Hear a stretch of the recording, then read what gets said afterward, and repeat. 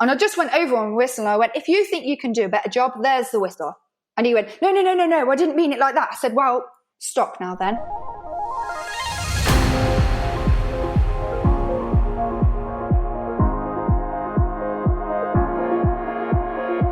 Hey, how are you? And welcome back to Outside the Box. This is the brand new podcast all about women in sport. It's Becky Ives hanging out with you, and we're back with my next guest to share stories. We're going to offer help and advice to anyone thinking of wanting to get into working in sport. We're going to play a few games and just find out how my guests have got to where they have today. Now, joining me today is someone who, intentionally or unintentionally, we're going to find out, has seriously made some waves over the years. She's pushed the boundaries and just completely shattered the mold. And I'm so happy that she said yes to appearing on this podcast today. So let's welcome football match official Sian Massey-Ellis is here. Thank you.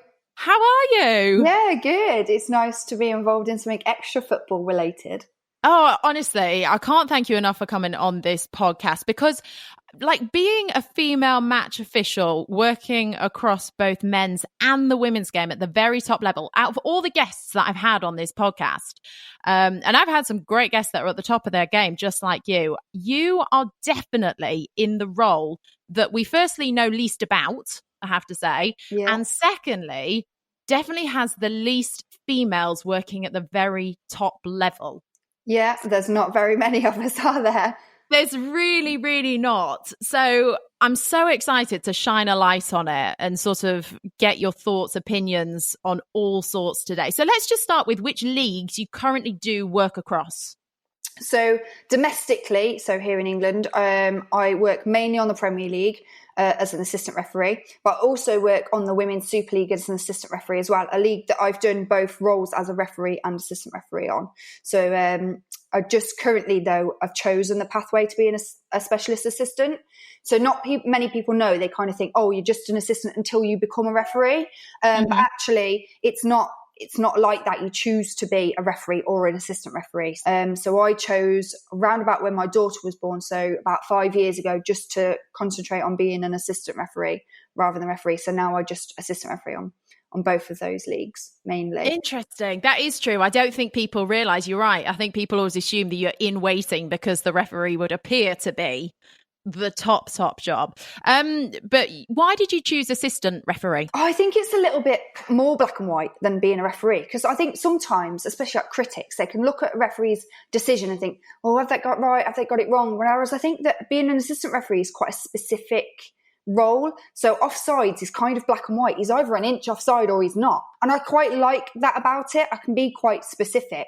And just the way my pathway kind of went, I got to the top as an assistant and I was still not only a referee on Conference North and South level. That's the kind of league that I got to as a referee. And I had to be a little bit realistic with myself that, you know, I was pushing on 30. I was looking at the fact that it would take me probably at least another 4 years to get to the Premier League as a referee, and I'd have to go league by league. And that's quite tough to do, really. So I kind of was a little bit of realism in terms of I needed to make a decision whether I thought I was good enough to be a referee on the Premier League, and the fact that I loved being on the line. I think if I could have done both for a little bit longer, I probably would have.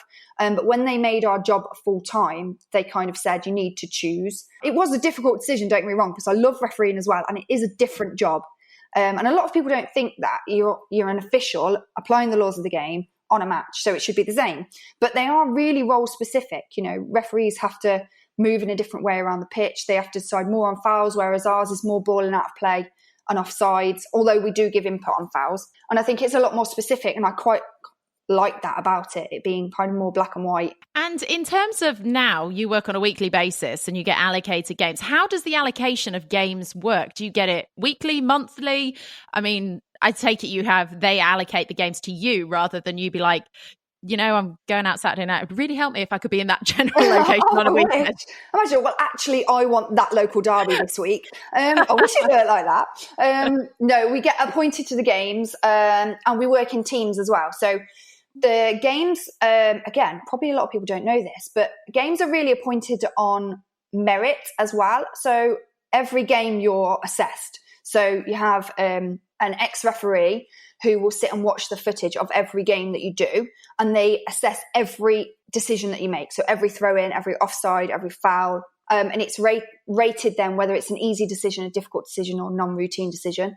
And then it's rated whereabouts on the pitch it is. So you effectively lose or gain points depending on how, an attacking third throw in wrong is worth, you get more points lost than you would on a defensive throw in wrong kind of thing, because it kind of means less to the game, if that makes sense. But every decision is evaluated. Then you get effectively out of a percentage mark on your game. So then you're put into like a merit table, a league table for officials, basically. So there's 26 of us on the Premier League assistants. So we're then put into a merit table.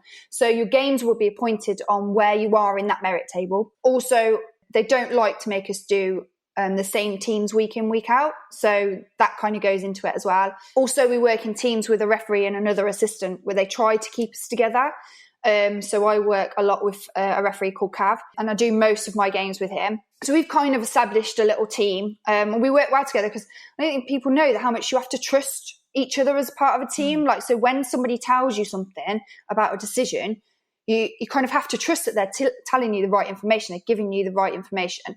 So we kind of work well together. And so that kind of goes in combination, and how well you're performing as a team. So a bit like, a football team. Yeah. So, with Liverpool performing really well this year, they've won the league. So if we're performing well as a team, we go up in that merit table. Our kind of combined merit table position will get us the best game. So you're always kind of looking at your top of the table clashes, your Super Sunday games, your local derby games, something with, like we call them 6-pointers, that kind of. Yeah. And when the fixtures come out, so we're appointed fixtures on normally a Monday lunchtime. Sometimes if there's a Monday night game, they're on a Tuesday lunchtime. So before the games, then for that following Friday, Saturday, Sunday, Monday. So kind of 5-6 days in advance, the appointments come. So it's literally like, what time they're coming out, and you've got your phone and you're like, where am I this week? It's like excitement every week. So yeah, that's kind of how we get appointed, really. That's so interesting. I had no idea about that. And so you feel like you're constantly under review every single week. Yeah. And do you obviously get that feedback every single week? Say, for example, a normal Saturday game, the evaluation and all the footage comes straight. The footage comes straight through normally by a Saturday night straight Sunday morning. So you have the whole game. You can watch back straight away. And then normally by a Monday, we'll have the evaluator will have evaluated every decision.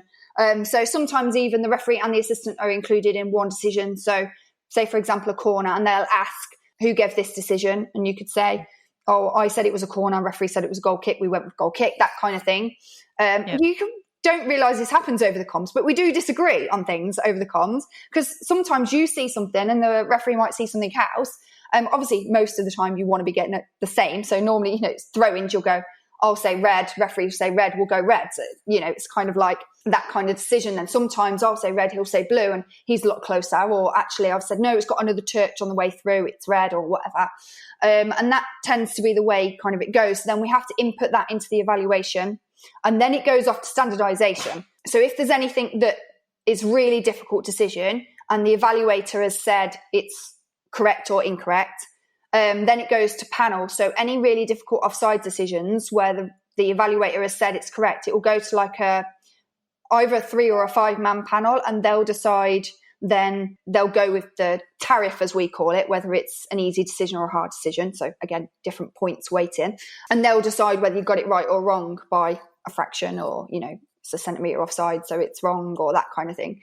And then you'll get your merit table position is live, so you constantly know where you are in that band of officials, really. I feel like we've been speaking for about 10 minutes, and I feel like I've just learned a whole new world on what it involves to be a match official, because I think a lot of people at these games do not realise what goes into this, because let's face it, you can only ever please half a stadium of people with whatever decisions you make, isn't it? Isn't that fair to say? I think so, yeah, with your rose-tinted glasses on, as we call them, when you're a spectator. I know as a fan myself, when you sit there, you want it to be your decision. You want it to go for you, and that's just a natural way. That's the best way fans can be, I think, for their team. So yeah, you can never please half the stadium, but to be honest, I mean, I don't think our job is the type that you're trying to get pleased from people kind of thing. No, you're not doing this to make friends, I don't think, are you? This is phenomenal. Well, let's talk about where the idea for you personally came from to end up being a match official. And I say an idea, like I have no idea how your journey began with this. So when you were growing up as a girl in Coventry, do you love football? Did you play it? Was it a family thing? Like, how did you get into this role in sport and football in the first place? It's a bit of a strange one, really, because as a 14-year-old girl, I don't think you ever think, oh, I want to be a Premier League assistant referee as a full-time job. That was never the aim. I wanted a paper round at 14 because I wanted some pocket money. My dad said that I'm a lazy bum and I wouldn't get out of bed to do a paper round. And he was completely right. He said, well, why don't you be a referee? I was really sporty. So I played everything I could at school. I played netball, hockey, cricket, rounders, football, everything there was to play. I was there. You know, I was the one that was always in the PE department before school, during school and after school. I just loved it. I loved that team ethos. I loved playing sport. And he said, well, why don't you referee? And I was like, well, can I? Was my actual first reaction. Because to be honest, never seen a girl referee. Yeah. Was there anyone at that point that you knew of that did it? No, well, not any girls specifically, until I started to get into knowing what referees did and actually looking at referees on a pitch. Then I knew there were a few around. But at that point, I only knew my dad because my dad was a referee. And I'd been to watch a few of his games where he refereed. He used to referee kind of semi-professional football. So he refereed, but that's all I knew of it. And I went and I was like, go on then, I might as well. And he's like, well, you can earn like 20 quid for an hour on a Sunday morning. You do that instead of doing a paper round every morning. I was like, oh, I'll give that a try. At 14, you're like, I'll take that. Yeah, definitely. An hour's work. I can work the maths. That's a lot better. So I went to, it was based back then and it's changed so much since when I took the course because that shows how old I am. But I was in a working men's club in Coventry and there was probably 20, and I'm going to say it, older men, all the likes that probably stood on their son's football pitch at the side and thought they could do a better job kind of people. That was the group that I sat with. And I was useless. I didn't realise that it was just going to be studying. I wanted to run around and blow a whistle. I didn't want to be sat, you know, in a club learning the laws. So when it was a bit of like an exam, really, you had to learn the laws. I was there for about, I think it was 10 weeks. I'm not entirely sure, something like that. On a Monday night for 2 hours in this working men's club, just learning the laws of the game. And then you had to do a test at the end to see whether you passed or not. And then you got to be a referee. It's completely different now. It's a lot more practice-based. So you become a referee by, yes, you have to learn the laws, but you do a lot of practical stuff. So they have you actually on the pitch for a lot of the lessons, kind of, you know, blowing a whistle, holding a flag, that kind of thing. Because then when I first went to do my first game, I had not got a clue. I did not know what I was doing. You just thought, I'm going to turn up here and give this a go. Yeah, really. So I had all the kit, but I hadn't got a clue what to do with it. So is that all the gear, no idea? Yeah, that kind of thing. I had one Premier League assistant who was a family friend on one line and my dad on the other. They waved the flag and I blew the whistle. That was as far as it went. So they pretty much did half a pitch each. Good job it was like under 11s, you know, that kind of football. And I think that's when now I look back and I think I'm really, really passionate about the fact that I've got to create that sporting environment to encourage more referees at that level, because I think it would have been really easy for me to quit at that point. Because if I'd have got a lot of abuse, I think, at that level, I'd have gone, forget this. But, you know, I had the support there with my dad in particular. And actually, the youth league around Coventry was really supportive in terms of your youth referees and me being a female. You know, they wanted to encourage me to learn. And I kind of learnt by, they flagged for that.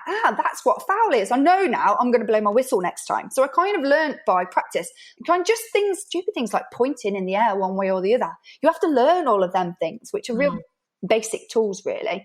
And as a 14-year-old girl, and I'm only short, I'm little. How tall are you? Yeah, 5'2", something like that. I'm really short. And I think I could say 5'2.5" maybe to make myself sound taller. But I'm definitely short. And I think just my communication, I really had to learn how to communicate. And that really helped me in life as well, to be honest. That is absolutely fascinating. So then how did you progress and take this into a professional capacity? Well, never really intended on it ever being a job or a full-time. I never really even at that point thought, well, I could be on the Premier League. It just kind of got one league at a time. I like I said earlier about, you want the local derbies, you want the cup games, you want, you want to get to the finals and things like that. And I think my passion for that, to want to be good at something, kind of